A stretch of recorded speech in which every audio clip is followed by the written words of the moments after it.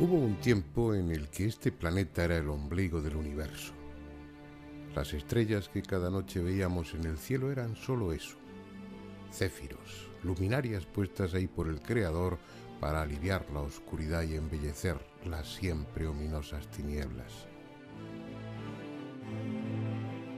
Como es lógico, el Sol y la Luna giraban alrededor nuestro. ¿Qué otra función podían tener sino calentar la Tierra o iluminar la noche?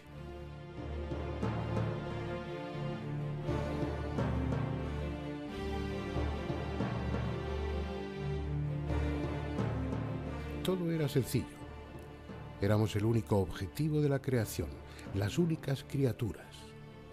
Nada hubo antes que nosotros, salvo Dios, y nada habrá después, salvo Él.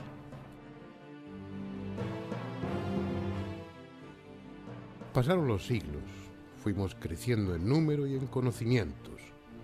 Nuestras ciudades se convirtieron en enormes y orgullosas urbes. La técnica, cada vez más compleja y eficaz, nos permite vivir con un mayor confort, comunicarnos unos con otros instantáneamente sin importar la distancia, o viajar en vehículos que se mueven a velocidades antes inimaginables.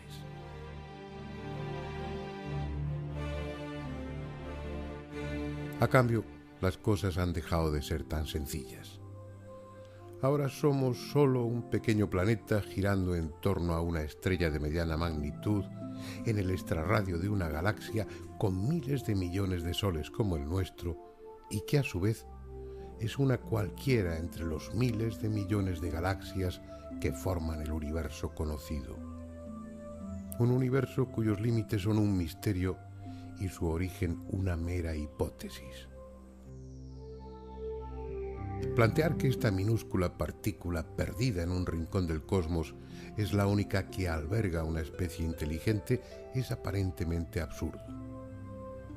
Sin embargo, son muchos los que piensan que la aparición de seres humanos ha sido la consecuencia de tantas circunstancias fortuitas, de tantas casualidades, que es casi imposible que haya sucedido lo mismo en otros planetas. Por su parte, un número elevado de investigadores suponen que no somos una excepción, que lo que ha sucedido aquí ha sucedido y sucederá en incontables planetas si se dan las circunstancias favorables.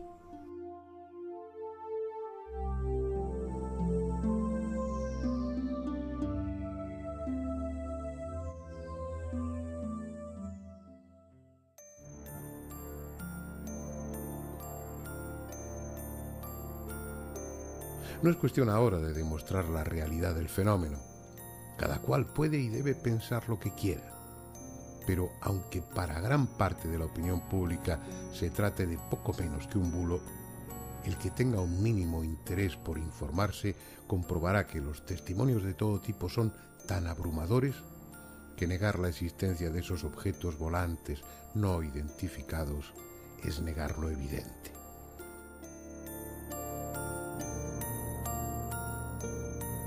Los gobiernos, primero el de Estados Unidos e inmediatamente después el de casi todos los países, adoptaron la postura de guardar silencio sobre lo que sabían y desprestigiar a los testigos, con frecuencia a sus propios pilotos militares, dando explicaciones falsas y no pocas veces absurdas sobre lo que habían visto.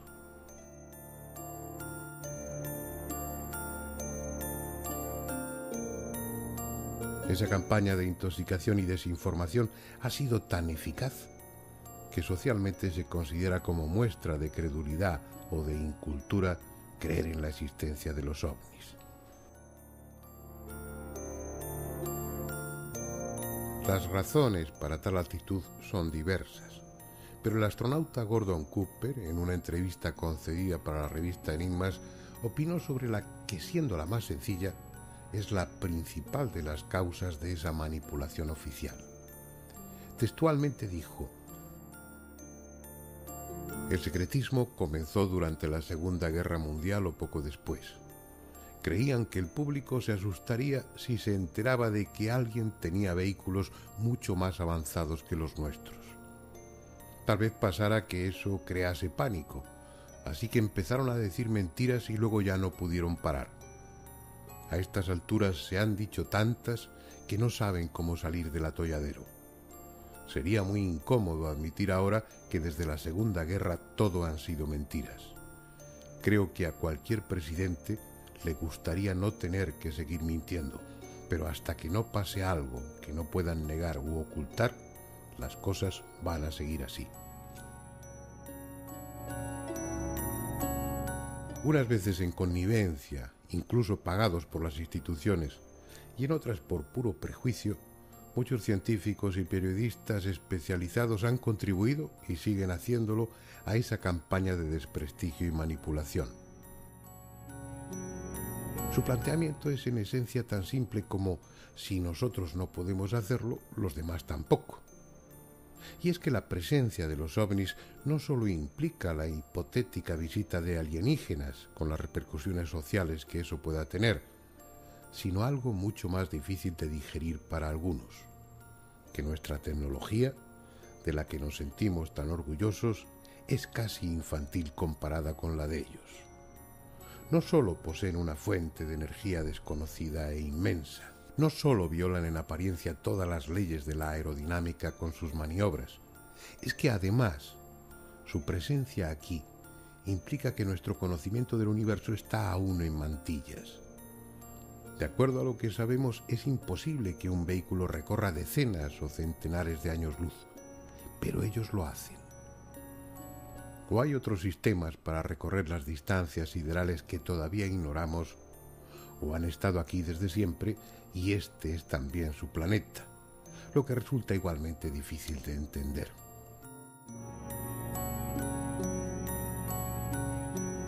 Aunque todo es posible, porque el fenómeno, ya incomprensible en muchos aspectos, ha ido contaminándose durante estas décadas con intereses políticos, comerciales, estratégicos, emocionales y hasta religiosos, al punto que a los propios investigadores les resulta difícil separar el grano de la paja. Por ejemplo, ¿quién puede afirmar a estas alturas si la célebre película que se difundió en 1995 de la autopsia de un alienígena es auténtica o falsa? Los ovnis son máquinas sorprendentes, pero máquinas, y por tanto susceptibles de averías, pueden estrellarse. Y eso es lo que, según todos los indicios, sucedió en algún lugar de este desierto en los primeros días del mes de julio de 1947. Los que dieron la noticia fueron los propios militares, que afirmaron tener el disco volante en su poder, aunque en los días siguientes lo desmintieron diciendo que era un globosonda. Pero ya era tarde. La noticia había sido difundida por todo el país y nadie se creyó lo del globosonda, a todas luces absurdo. Escuchen ahora una grabación histórica, cuando el 8 de julio de 1947 la emisora KGFL dio en su boletín informativo la noticia por vez primera. Headline edition, July 8, 1947. The Army Air Forces has announced that a flying disc has been found and is now in the possession of the Army. Army officers say the missile, found sometime last week, has been inspected at Roswell, New Mexico, and sent to Wright Field, Ohio, for further inspection. Pero lo que da un interés aún mayor al caso es que junto a los restos de la nave se encontraron los cadáveres de varios tripulantes. Este sería uno de ellos. La película que están viendo, supuestamente rodada en 1947, fue conseguida en 1993 en Estados Unidos por un productor inglés, Ray Santilli, de manos del propio cámara que la rodó, ya un anciano octogenario.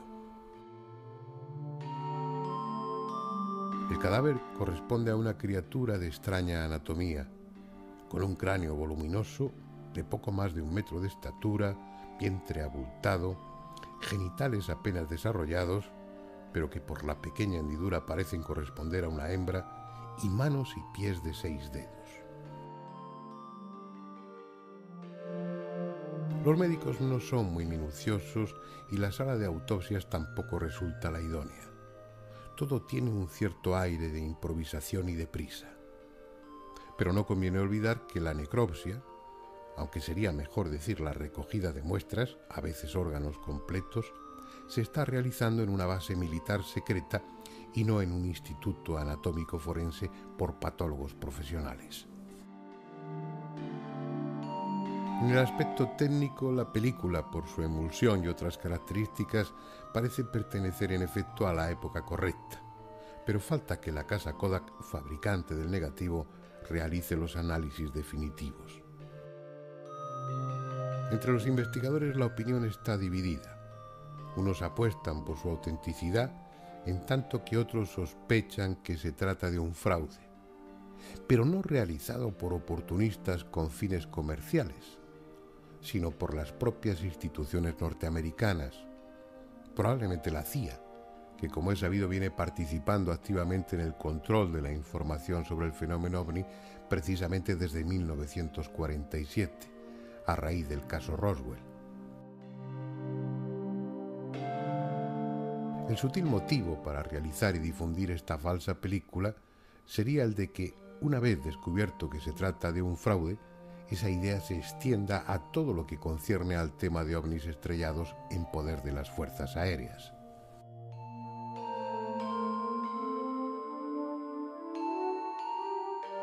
¿Y qué decir de las imágenes que veremos ahora? Sacadas subrepticiamente de otra base secreta conocida como Área 51. Fueron emitidas el 14 de abril de 1997 por una cadena de televisión estadounidense. Lo que están viendo, si es que el vídeo es auténtico, sería ni más ni menos que un alienígena vivo sometido a una especie de interrogatorio.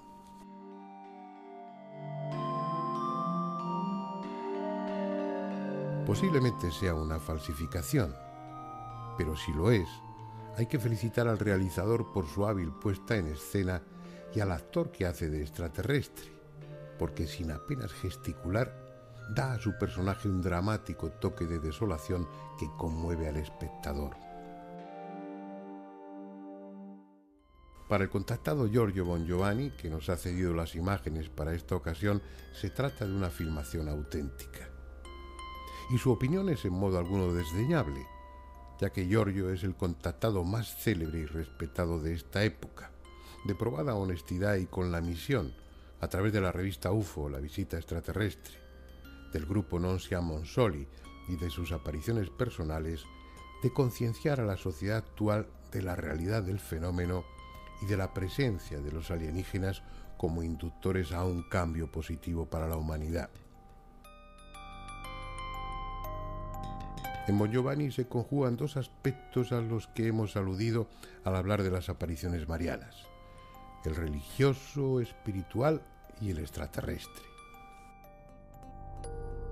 Estuvimos con él en Italia, en Sant'Elpidio a Mare, donde tiene instalado su centro en el que colaboran desinteresadamente gentes de diversas nacionalidades. Desde joven estuvo interesado en la faceta que podríamos llamar trascendente del fenómeno ovni. Pero cuando su destino dio un giro radical, fue un día de abril de 1989 en esta calle, la vía Palestro de Sant'Elpidio. Aquí tuvo su primera visión, una intensísima luz en cuyo interior se formó la imagen de una mujer que dijo ser Miriam, el nombre hebreo de María. Después hubo otras apariciones y en ellas se le dijo que fuera a Fátima. Y fue en ese lugar mariano donde durante un estado de trance le aparecieron por vez primera sus estigmas en las manos. A esos estigmas seguirían otros en los pies, en el costado y en la frente. Estigmas auténticos, que llevan más de 10 años abiertos sin infección alguna. Estigmas que casi diariamente sangran con agudos dolores. Él lo lleva bien, todo lo bien que puede. Son más un premio que un castigo, una especie de dolorosa marca que prueba su condición de elegido y que le compromete a lo que él entiende que es su misión en este mundo.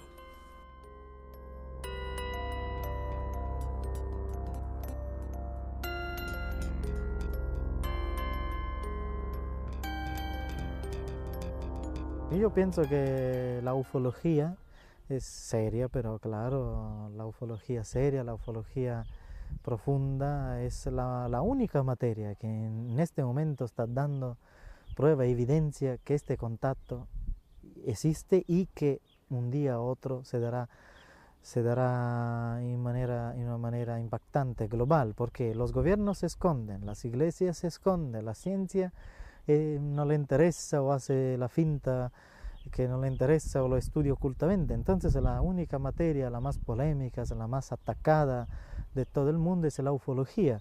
Y es una paradoja, pero la ufología está demostrando que la profecía de Fátima en esta parte es real. Es decir, que efectivamente los extraterrestres existen. Y por esto elegí de difundir material de OVNI, para que se cumple también, para que puedo dar una aportación a la profecía de Fátima. Entonces, mi segundo aspecto de difundir, de hacer conferencias de ufología, de contactos extraterrestres, contactados, Eugenio, Adamski, etcétera, yo mismo que he tenido mis experiencias. Yo no soy un contactado porque he tenido pocas experiencias, poquísimas. Mi contacto es diferente, como hemos explicado antes.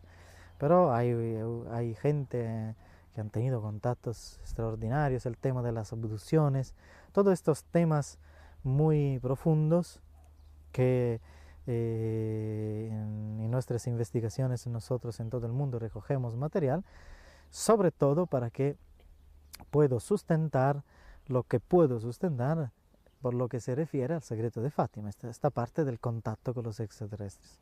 Pero básicamente mi experiencia es difundir el mensaje de Fátima, y hay otra parte que me pidieron, la más difícil, y que a veces no alcanzo a cumplir, es decir, la actuación del mensaje.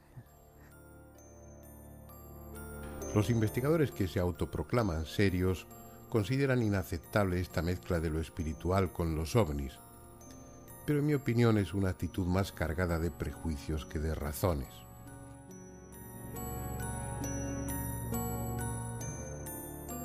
Entre tanto, indiferentes a lo que crean unos y otros, los ovnis continúan manifestándose en función de una estrategia que desconocemos.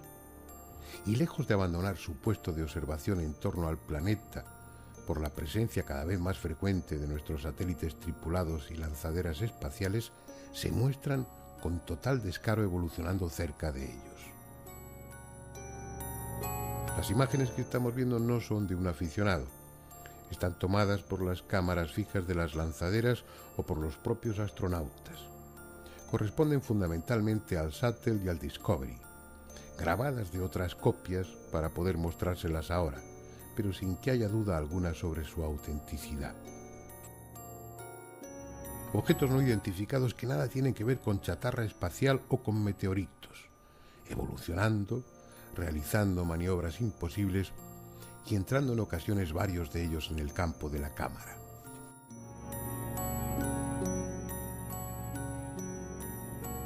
La impresión es que por encima de nuestra estratosfera hay una intensa actividad. Los numerosos satélites perfectamente identificables y otros objetos con diferentes trayectorias y un comportamiento que no guarda relación alguna con el de nuestras naves o el de los objetos celestes convencionales.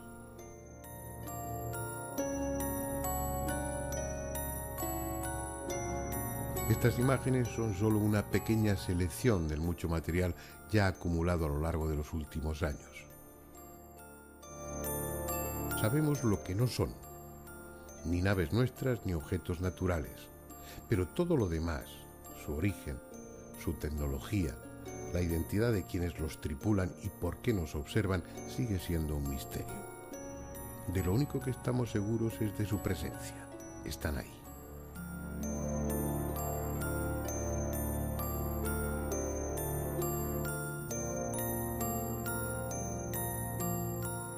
Pero ni siquiera de eso se nos ha informado oficialmente, porque respecto a los ovnis, la NASA y el resto de las agencias espaciales siguen las mismas consignas en el espacio que los militares y gobiernos con lo que sucede dentro de nuestra atmósfera: silencio o manipulación.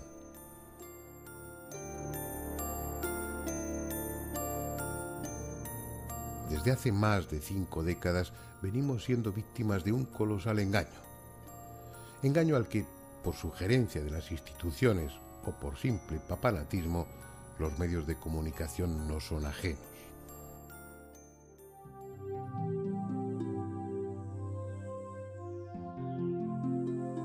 Por ejemplo, si yo les menciono los círculos de las cosechas, la mayoría de ustedes tendrán una opinión formada, ni más ni menos que la que les han inculcado. Ah, sí, aquella broma de 2 jubilados ingleses. Es lo que interesaba que quedara en la memoria colectiva y es lo que ha quedado.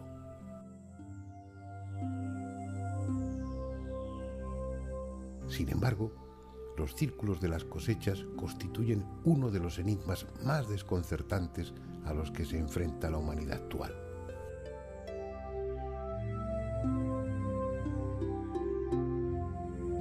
Hasta ahora se han contabilizado unos 10.000 de estos pictogramas en 50 países.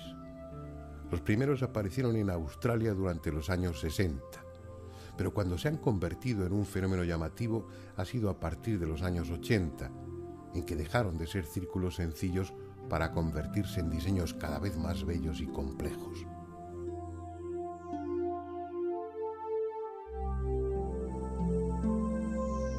Aunque se han formado en campos de hierba, plantaciones de arroz, hielo, arena e incluso en bosques de árboles, son un fenómeno casi exclusivo de los campos de cereales. Por eso aparecen entre mayo y septiembre, cuando las plantas ya están altas y por alguna razón, preferentemente en el sur de Inglaterra.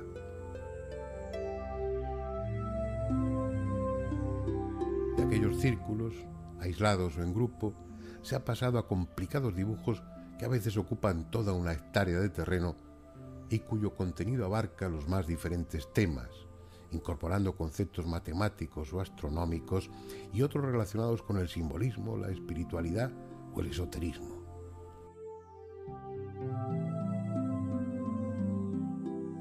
Pero la característica fundamental de todos ellos es la armonía, la perfección en el diseño y su cada vez mayor complejidad. Aparecen durante la noche, silenciosamente, según algunos testigos de madrugada y en el transcurso de 1 o 2 minutos, incluso menos.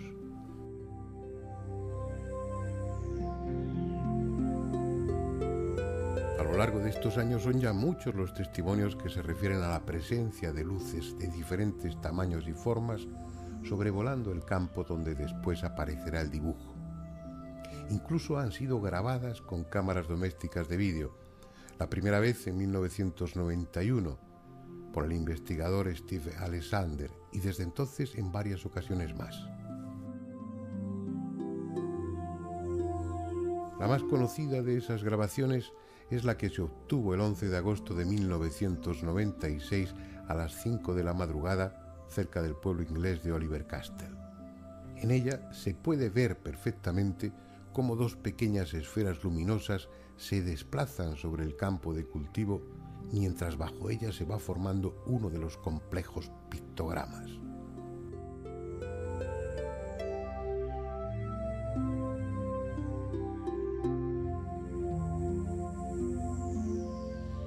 Es obvio que ha habido y sigue habiendo bromistas que se atribuyen el mérito de ser ellos los autores de los círculos.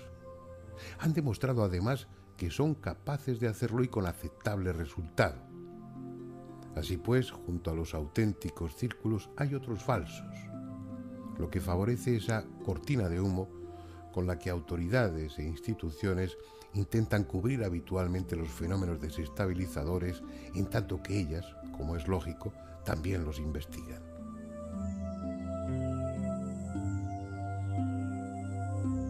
En los auténticos dibujos, las plantas no están aplastadas con rodillos y por tanto no aparecen quebradas. Tampoco hay agujeros dejados por las estacas clavadas, algo imprescindible para los bromistas, ni huellas de pisadas o vehículos. Pero no es solo eso. Las anomalías en el interior de los círculos verdaderos demuestran la intervención de algún tipo de energía desconocida. Los tallos afectados han sido expuestos a una fuente de microondas que de forma selectiva modifica las células, hinchándolas y deformándolas a la altura conveniente de la planta, de modo que en esa parte se forma una especie de nódulo que permite que se doblen sin romperse y sigan creciendo en posición horizontal. Sus semillas sufren malformaciones y en el laboratorio germinan de forma diferente a las del resto del campo. En el interior de los dibujos auténticos hay también una concentración de partículas de hierro meteórico muy superior a la normal, como si hubieran sido atraídas por un intenso campo electromagnético. De hecho, se ha comprobado que durante horas o días el campo magnético en los dibujos es 3 veces más intenso que fuera de ellos.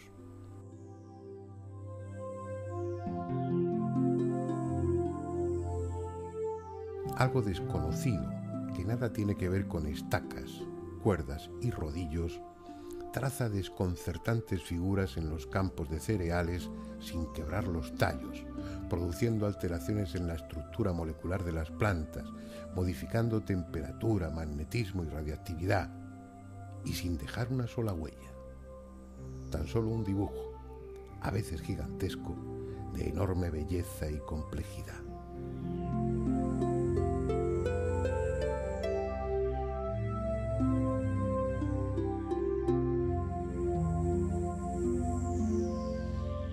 ¿Quiénes son los hacedores de círculos y cuáles son sus motivos? Es algo que hoy por hoy carece de respuesta.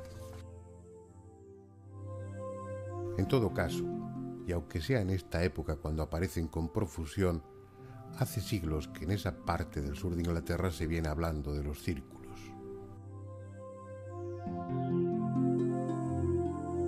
Tal vez tengan que ver con los innumerables monumentos megalíticos que allí hay, muchos de ellos también de forma circular.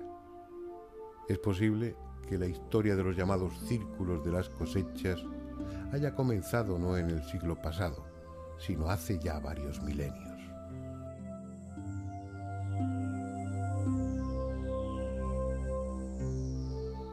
¿Quién sabe? Nos consta que ellos están ahí, pero ignoramos desde cuándo.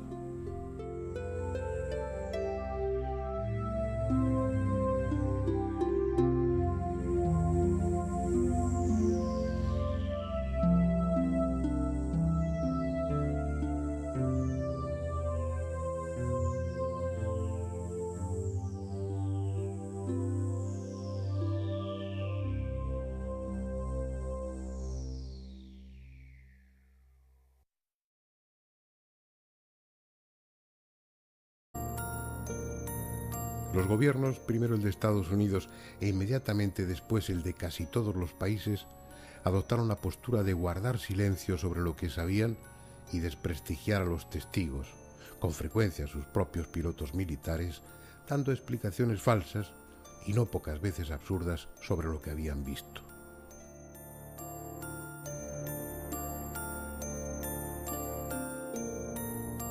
Esa campaña de intoxicación y desinformación ha sido tan eficaz que socialmente se considera como muestra de credulidad o de incultura creer en la existencia de los ovnis. Las razones para tal actitud son diversas, pero el astronauta Gordon Cooper, en una entrevista concedida para la revista Enigmas, opinó sobre la que, siendo la más sencilla, es la principal de las causas de esa manipulación oficial. Textualmente, ¿qué otra función podían tener sino calentar la Tierra o iluminar la noche?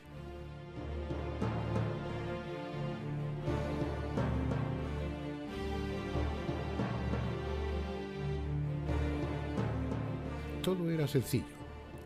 Éramos el único objetivo de la creación, las únicas criaturas.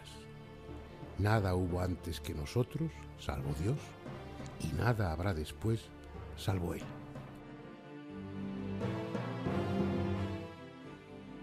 Pasaron los siglos, fuimos creciendo en número y en conocimientos. Nuestras ciudades se convirtieron en enormes y orgullosas urbes.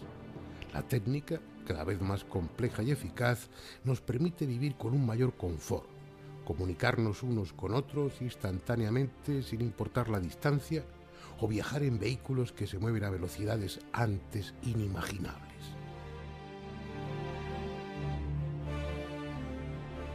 Por su parte, un número elevado de investigadores suponen que no somos una excepción, que lo que ha sucedido aquí ha sucedido y sucederá en incontables planetas si se dan las circunstancias favorables.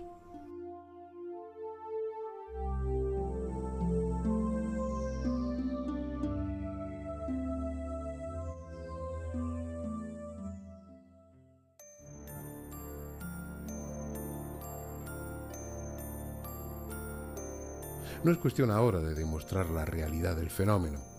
Cada cual puede y debe pensar lo que quiera. Pero aunque para gran parte de la opinión pública se trate de poco menos que un bulo, el que tenga un mínimo interés por informarse comprobará que los testimonios de todo tipo son tan abrumadores que negar la existencia de esos objetos volantes no identificados es negar lo evidente.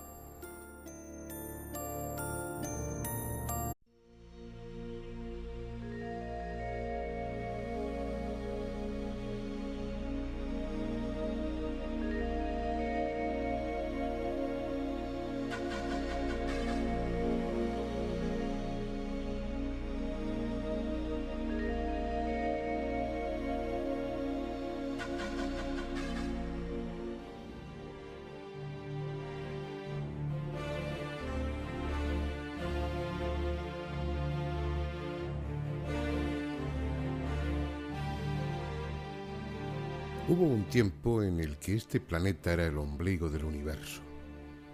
Las estrellas que cada noche veíamos en el cielo eran solo eso, céfiros, luminarias puestas ahí por el Creador para aliviar la oscuridad y embellecer las siempre ominosas tinieblas. Como es lógico, el Sol y la Luna giraban alrededor nuestro. A cambio, las cosas han dejado de ser tan sencillas. Ahora somos solo un pequeño planeta girando en torno a una estrella de mediana magnitud en el extrarradio de una galaxia con miles de millones de soles como el nuestro y que a su vez es una cualquiera entre los miles de millones de galaxias que forman el universo conocido. Un universo cuyos límites son un misterio y su origen una mera hipótesis. Plantear que esta minúscula partícula perdida en un rincón del cosmos es la única que alberga una especie inteligente es aparentemente absurdo. Sin embargo, son muchos los que piensan que la aparición de seres humanos ha sido la consecuencia de tantas circunstancias fortuitas, de tantas casualidades, que es casi imposible que haya sucedido lo mismo en otros planetas.